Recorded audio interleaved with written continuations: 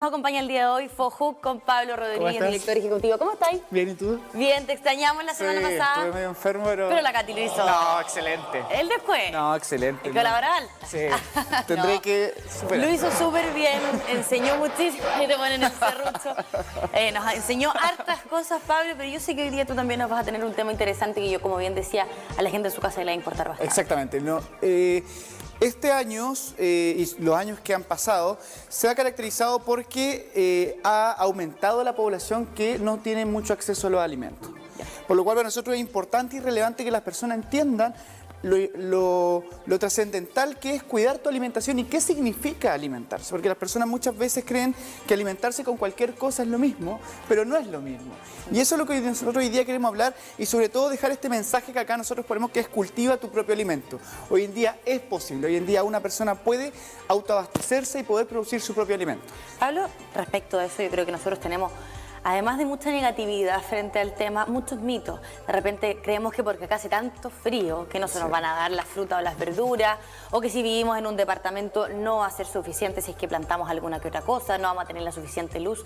¿Qué tan de mito es eso y qué podemos hacer nosotros hoy día? Exactamente. Respecto de eso, la idea de hoy día es decirle a las personas que en todo momento y en todo lado uno puede producir cosas. Y eso es lo que hoy día queremos tratar de enseñar a las personas y tratar de darle algunos consejos para que lo puedan hacer. Buenísimo. Pero para nosotros lo primero es definir qué son los alimentos, o básicamente qué alimentos tenemos, porque no todo alimento, como te dije, es lo mismo. Existen alimentos que efectivamente son alimentos orgánicos, que son producidos sin pesticidas, sin agroquímicos, de manera mucho más libre y con técnicas más ancestrales o más artesanales en su producción. También están los alimentos que son producidos bajo lo que se llama la agroindustria, que son productos que se fabrican con determinados químicos, que se procesan con determinados procedimientos, etcétera, y que quizás no están tan exentos como lo orgánico de determinados químicos. Lo hablábamos cuando hablábamos de la iniquidad de los alimentos. Exactamente.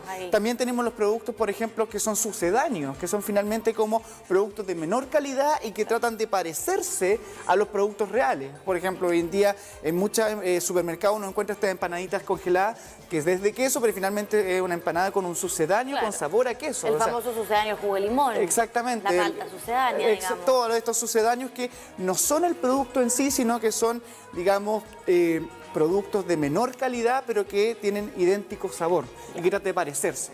Por lo mismo, no tienen el mismo, menos la misma. No tienen las mismas propiedades nutricionales, no tienen nada de eso. O sea, por eso es importante que las personas sepan a qué estamos accediendo. Si yo voy a comer una ensalada con un limón sucedáneo y no con jugo de limón natural, es distinto. Las propiedades son distintas, los impactos en mi salud son distintos y por lo mismo las personas tienen que entender que mis alimentos son diversos. ¿Ya? Y eso es lo que es importante que las personas tienen que aprender.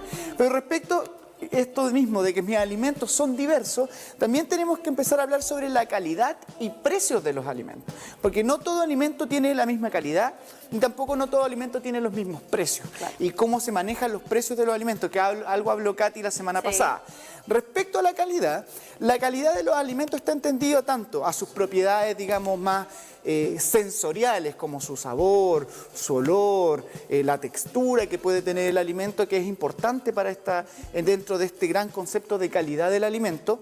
Claro, el color. El color, exactamente. Tenemos las propiedades más higiénicas del alimento, sanitarias, que tiene que ver que el alimento en su producción, etcétera, esté exento de contaminantes, ¿ya? Porque finalmente el concepto calidad de los alimentos va asociado a que el producto sea exento de riesgos para el consumo humano, ¿ya?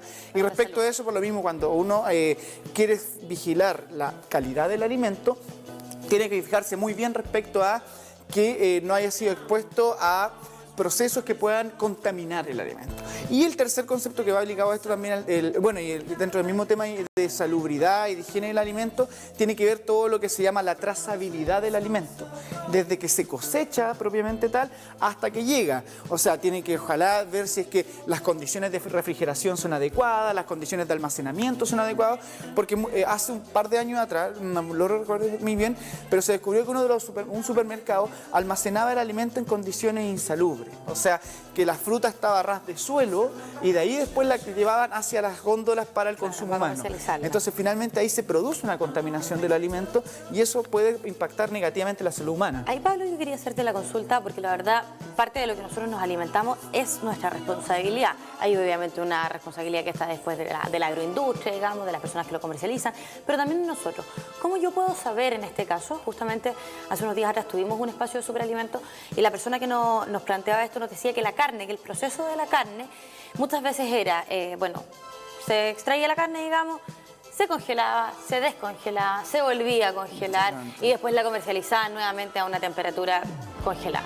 ¿Cómo nosotros podemos saber la calidad y la procedencia que tuvo nuestro alimento? Ahí respecto al mismo tema, estas propiedades más sensoriales uno puede identificar a través del color, si es un color muy opaco o un color mucho más rojizo, uno puede distinguir respecto al olor, si es un olor medio descompuesto. Claro. Todavía no tenemos empresas a las que quizás le podamos hacer un seguimiento, me imagino, así como por ejemplo el seguimiento cuando uno se compra una ropa en internet, que uno puede ver cuando sale de un puerto. No, o sea, ellos internamente en sus procesos tienen georreferenciado todo y tienen respectivamente la trazabilidad del alimento, pero uno como consumidor lamentablemente aún no puede acceder. Y respecto del mismo tema de calidad, y ahí un tema que es importante, está el tema de que los consumidores y consumidores sepan qué están consumiendo. Y ahí nuevamente volvemos a un tema que hablamos cuando desarrollamos el tema de inocuidad de alimentos respecto al tema, por ejemplo, de los alimentos transgénicos. Claro.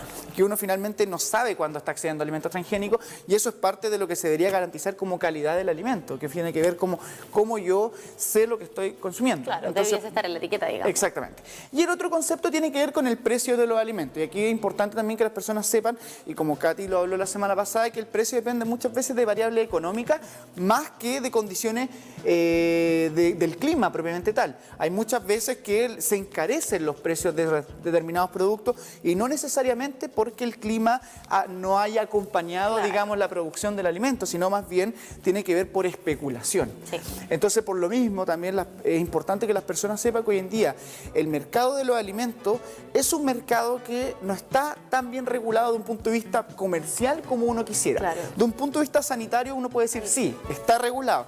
Está regulado el tema de los procesos, está regulado el tema de la cosecha, el tema del almacenamiento, exactamente. Pero me atrevo a decir que de un punto de vista comercial, de cómo se fijan los precios o de qué manera se especula respecto al precio del alimento, hoy en día no existe mucha institucionalidad. Yo la verdad creo que estoy totalmente de acuerdo contigo. Incluso me di cuenta, la verdad, con Katy muchas veces que, por ejemplo, no subían los limones. Respecto a los limones era porque había subido el IPC. El IPC, exactamente. Ya, entonces ella decía, bueno, pero ¿quién dice que porque subió el IPC el costo de producción del limón o que hay menos limones? ¿Por qué le subimos el precio? Hoy día no está bien regularizado. Y en ese sentido también preguntarte, por ejemplo, estas son naranjitas. Sí. Ya, ahora que estamos en temporada de naranja, digamos, tienen un precio quizás que disminuye un poco porque tenemos abundancia. Y después vuelven a subir porque no encontramos naranjas en todas partes. Pero eso es como más que todo, es una regla del mercado y tiene que ver con esta concepción de economía libre de mercado sobre que el mercado se autorregula. Claro. Entonces, frente a eso, si es que yo digo que hay menor disponibilidad del bien, mayor es el precio. Pero eso es un concepto netamente de una economía liberal, una economía bien ligada. Y eso es lo que cree uno, porque digamos que hay hartas empresas que congelan. Exactamente. Entonces decimos, claro, los tomates ahí en Quillón son más caros ahora, en esta fecha, porque no estamos en época de tomate. Pero ¿qué pasa con los supermercados? Que los supermercados congelaron tomates, entonces tienen tomate todo el año. Exactamente. Y eso es un tema que hoy en día se hace el llamado a la institucionalidad, a regular o al menos a tener presencia respecto a los precios que hoy día se fijan a los alimentos. Claro. Hay dos conceptos respecto a los alimentos que nos interesa que quede claro respecto a y que las personas los manejen o al menos los conozcan, que tiene que ver con la seguridad alimentaria y la soberanía alimentaria. La seguridad alimentaria no está como relacionado con la seguridad del producto, que el producto no me cause daño. No, la seguridad alimentaria es un concepto que se levanta desde la Organización para las Naciones Unidas para la Alimentación y la Agricultura, que en inglés FAO, que tiene que ver con garantizar a todas las personas el acceso físico y económico a una alimentación inocua y nutritiva. O sea, lo que quiere decir básicamente es que el alimento se garantice para la población. Esa es la seguridad alimentaria y eso es lo que busca la seguridad alimentaria, que todas las personas puedan acceder física y económicamente un alimento inocuo y nutritivo. Ya, pero entonces es el derecho, digamos, es el derecho de las personas. Exactamente. Ya. Esa es la seguridad alimentaria. O sea, la seguridad alimentaria garantiza el derecho. Ya, perfecto. Pero ¿qué ha pasado? Lamentablemente, en los últimos años, la calidad o la condición de subalimentación de las personas ha aumentado considerablemente, llegando hoy día a alrededor de 795 millones de personas que no tienen este acceso físico y económico al alimento. Es decir, más o menos 1 de cada 9 habitantes del mundo hoy día no tiene acceso a los alimentos. Entonces eso es una situación alarmante. Una situación alarmante que nos dice que en un mundo que hoy en día está altamente industrializado, con alta producción y que tiene mucho alimento, más de lo que quizás el consumo humano requiere, pero tenemos un índice de subalimentación alto. Y la cantidad de alimentos que hoy día desperdiciamos. Yo me imagino que de estos 795 millones de personas que no se les está garantizando este derecho a la alimentación, muchos de ellos probablemente sí se alimentan, pero de una manera muy baja, precaria, exactamente. Porque si no tendríamos una tasa de mortalidad un poco más alta, que sí la tenemos, digamos, en el mundo, de personas que no tienen acceso a los alimentos, pero yo me imagino que este número de personas tan alto y tan alarmante son personas que no tienen su derecho, porque lamentablemente están comiendo menos de lo que el cuerpo te exige. Exactamente, y eso es un tema que a nosotros como habitantes de este planeta nos tiene que interesar. O sea, no nos puede no interesar ni tampoco ser indiferente que hay personas en este mundo que se están muriendo de hambre. Y eso es un tema que nosotros también como ciudadanos y ciudadanas, por lo mismo tenemos que ser conscientes respecto de nuestro alimento y, como dices tú, no siempre desperdiciar nuestro alimento, sino que ver la manera de cómo el alimento lo hacemos eficiente también. Y otro concepto que está relacionado al tema alimentario también tiene que ver con la soberanía alimentaria. ¿Qué es la soberanía alimentaria? Y algo hablamos la vez pasada cuando hablamos de inocuidad, y Slow Food también un poco trabaja este concepto de soberanía alimentaria. Tiene que ver con que las personas de un territorio puedan definir su forma de producción y comercialización de sus alimentos. O sea, es como valorizar la autonomía cultural que tienen determinados grupos de personas respecto a sus formas de producción y comercialización de alimentos. Claro, en términos simples, de la libertad para una persona que es para un granjero de vender sus productos. Es respetar el derecho del productor local, del campesino, etcétera, de producir su propio alimento bajo las condiciones y bajo las técnicas que ellos siempre lo han desarrollado. Claro. Por eso acá también tratamos de poner como un campo, una ruca y una casa chilota, un palafito, efectivamente, porque, por ejemplo, cada uno de estos espacios tiene una forma de producción distinta, tiene una forma de almacenamiento y de comercialización. Incluso de recolección. Y de recolección. Una forma de recolección y por lo mismo, y la soberanía alimentaria apunta a que se debe respetar y garantizar cada uno de estos espacios y de estos derechos para que puedan ejercer sus formas productivas. Y entonces eso es un concepto que también tenemos que aprender, y que por lo mismo cuando vayamos a acceder a alimentos también entendamos que no toda la producción o no todos los espacios son homólogos o homogéneos, digamos así, sino que hay distintas formas de producción, y uno también como consumidor puede tener ese derecho de elegir a qué forma de producción yo le quiero comprar, a una agroindustria o a una empresa mucho más orgánica o más artesanal. Pablo, a mí me gustaría pensar que hoy día quizás nos está viendo algún horticultor que trabaja, digamos, en su campo, que tiene ahí una hectárea, un pedacito de hectárea y que planta lechuga, por ejemplo. ¿Esto está normado por ley de que ese horticultor hoy día puede vender sus lechugas sin agregarle pesticidas? A ver, de un punto de vista de derecho, la persona efectivamente tiene todo el derecho a poder llevar su producción a determinado espacio para comercializarlo. Ya. De un puede hacerlo, o sea, no estaría infringiendo la ley. Pero de un punto de vista sanitario, existen muchas trabas, digamos así, para que ese productor pueda llegar a determinados espacios del mercado. O sea, por ejemplo, un horticultor, como dices tú, que no utiliza agroquímicos en su proceso, posiblemente no va a poder llegar a restaurantes que trabajen, que sea abierto a todo público, porque quizás no cumple las normas sanitarias. O a venderle el jumbo, por decirlo así. Exactamente, porque no cumple las normas sanitarias establecidas. Quizás sí puede llegar a una feria libre, etcétera, que quizás son espacios del mercado bien interesantes, pero quizás aún así no son tan masivos. Entonces, pero hoy día en Chile sí podría este horticultor llegar al mercado, pero quizás no de la manera que otro productor que quizás utiliza químicos en su proceso y es más macro, puede llegar al mercado. Y por lo mismo, respecto a todos estos conceptos, que nosotros hacemos el llamado a los consumidores y consumidoras a que tomen en sus manos su alimentación, que no abandonen su decisión de consumo, Porque lo que pasa en esta sociedad de consumo altamente industrializada es que uno muchas veces abandona su decisión a lo que exista disponible, ¿no? A lo que es más fácil. Entonces, a por lo que es ejemplo, más uno, y yo me incluyo porque también he hecho esa mala práctica quizás, es ir al tengo hambre, voy al supermercado y lo que hay disponible lo como. Así como, lo primero que pido disponible... O peor aún, lo que es meter al microondas y sacarlo. Exactamente. Entonces, no caigamos tanto en este juego de abandonar nuestra decisión, sino que nosotros seamos dueños de nuestras decisiones. ¿Y cómo lo podemos hacer? A través de cultivar y producir mis propios alimentos. Y no es tan difícil. Las personas creen que es muy difícil o quizás no se requiere mucho tiempo o se requiere mucho dinero para invertir para generar estos procesos. No. Y yo creo que todos los que, o al menos nos metemos en redes sociales, vemos estos videos cortos donde te enseñan en 15 segundos cómo construir un mini invernadero, etcétera. Por ejemplo, en una jardinera que uno puede desde 1.000 pesos en adelante, así, etcétera.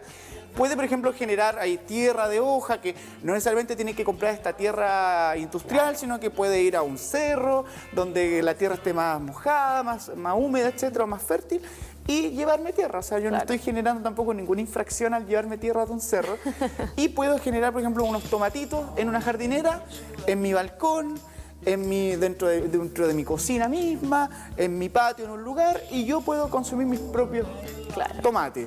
Con la certificación de que no le echamos nada malo. Exactamente. O por ejemplo, nosotros en Fojuc lo que hemos hecho es los cajones de fruta, que estos que venden... Donde se venden las naranjitas. Donde se venden las naranjas, etcétera. Nosotros después los arreglamos o los tratamos de forrar. Y también le echamos tierra y en ese cajón generamos un mini huerto. Y lo tenemos a la entrada, donde podemos ir retirando no solamente cosas comestibles, sino también medicinales. O sea, después del almuerzo una agüita de menta. Claro. A todos nos gusta. Oye, hay muchas personas que ponen sus plantitas, bueno, cibulet, cilantro, perejil, las plantitas de tomate, y yo lo digo más fácil aún y más barato. ¿Cuánto cuesta una cajita de Plumavit? Está así, valen como 500 pesos. Uno les pone un poquito de tierra, pone la plantita de tomate y se da, pero de una. Exactamente, entonces por eso es importante. O por ejemplo, una cosa que nosotros trabajamos mucho con los niños, el tema de las botellas de plástico. O sea, ¿para qué botar las botellas de plástico, estas desechables, cuando perfectamente podemos cortarlas con la mitad y generar un vasito macetero, donde podemos cibulet, cilantro, perejil, etcétera, que son estas hierbas, o hasta albahaca, etcétera, que son hierbas que podemos tener disponible a todo momento, o también en el patio de mi casa generar un mini huerto donde yo pueda dejar. O sea, uno puede hacer esto en todos lados, no existe restricción de espacio. Existen, por ejemplo, los jardines o las huertas verticales, donde yo en un muro en la pared genero una especie de huerto donde, por ejemplo, puedo colgar jardineras, puedo colgar estos mismos vasitos de las botellitas, y ahí yo genero mi alimento. Oye, y si pensamos más aún, no quiero decir que la palabra sea flojera, pero pensando en soluciones, digamos, para los que andamos corriendo todo el día, ponemos nuestras botellitas con, no sé, lechuguita, y uno puede dejar arriba otra botellita con agua, le hace un hoyito pequeñito, pequeñito, y caen gotitas todo el día. O sea, ni siquiera tenemos que regarlo. Exactamente. Entonces, por lo mismo ahí el llamado. Y simplemente respecto a esta forma de cultivar sus propios alimentos, nosotros hacemos solamente 2 prevenciones o 2 consejos. Primero, que uno tiene que saber la época en la que se produce su alimento. ¿Ya? Insisto, uno no puede estar tan abandonado a la industria alimenticia que ellos nos alimenten y nosotros simplemente comemos lo que exista disponible. Nosotros también tengamos noción y conciencia respecto a en qué estación del año se produce cada alimento que yo requiero. Y es un tema casi cultural, casi ya que uno debería saber, por ejemplo, que manzana en cierto año, tomate en cierta época del año, etcétera. Y es un tema que es casi de cultura general. Y por lo mismo lo invito a los consumidores y consumidoras a que sepan en qué época del año se produce su alimento. Y segundo, respecto a la semilla por la cual produce ese alimento. O sea, trate de siempre preferir estas semillas que son más exentas de manipulación. ¿Ya? Lo que se llama como las curadoras de semillas, que almacenan semillas, que usted puede intercambiar, o ir a las ferias libres donde venden semillas o almácigos que los mismos campesinos han producido, etcétera. Entonces, trate de generar esa dinámica. Tratemos un poco de, y nuevamente insisto con el concepto, aunque sea majadero, de decidir sobre qué comemos y cómo nos alimentamos. Sí, es verdad. Yo creo que hoy día, lamentablemente, yo lo digo, de repente estamos en desconocimiento de la temporada de las frutas, de las verduras, porque uno entra al supermercado y hay de todo. O sea, falta que nosotros hoy día entremos al supermercado y que hayan ciruelas verdes, que hayan, no sé, sandías, por ejemplo, que son netamente en la época, digamos, de verano. Hoy día, lamentablemente, por los productos congelados, vemos esas cosas y no nos interiorizamos ni nos preocupamos de informarnos cuál es la temporada. Yo creo que hoy día, Pablo, nos quedó clarísimo. Yo creo que la invitación para ustedes en su casa también, yo de verdad lo voy a hacer. Yo puse el otro día albahaca y era exquisito. O sea, llegaba a mi casa y un día me hice un pan con albahaca. Sí. Porque ya no encontré nada más, pero me quedó súper, súper rico. Así No, que y es una buena un tema que no les va a llevar mayor tiempo. O sea, Sí. aprovechen que tienen también la posibilidad aún, porque uno casi como que cree que estas películas media de ciencia ficción son reales, pero tienen la posibilidad aún de acceder a ustedes producir su alimento. Y mientras tengamos esa posibilidad, hagámoslo, no perdamos esa oportunidad. Bien, Pablo, muchas Muchas gracias. gracias a ti. Que te vaya súper, súper Muchas bien. gracias. Y nos